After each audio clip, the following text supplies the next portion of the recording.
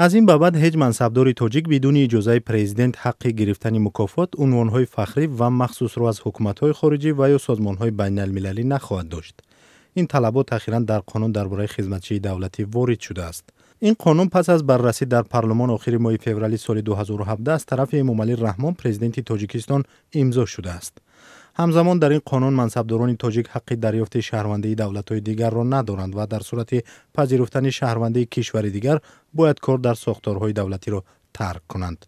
عبدالحلیم غفاروف وکیل پارلمان تاجیکستان روز 22 مارس در صحبت با رادیو آزادی گفت هنگام بررسی این قانون در پارلمان تاکید شده است مکافات و عنوانهایی که کشور و سازمانهای خارجی به شهروندان تاجیکستان می‌دهند مال دولت حساب یافته باید در آثارخانه دولتی نگهدار شود. هر یک شهروند جمهوری تاجیکستان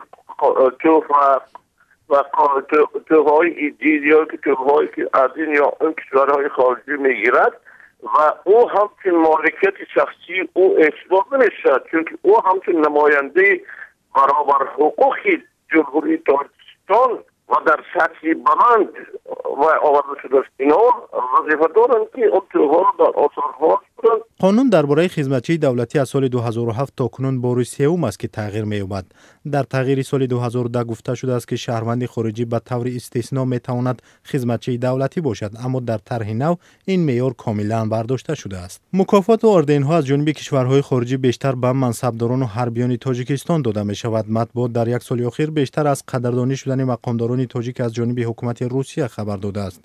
از جمله ضمن بازدید اخیرش از تاجیکستان در ماه فوریه ولادیمیر پوتین با پرزیدنت تاجیکستان به خاطر تلاش‌هایش در تقویت همکاری‌های تاجیکستان و روسیه اردن الکساندر نیوسکی و به وزیر امور خارجه سیراجدین اسلف اردن دوستی تقدیم کرد.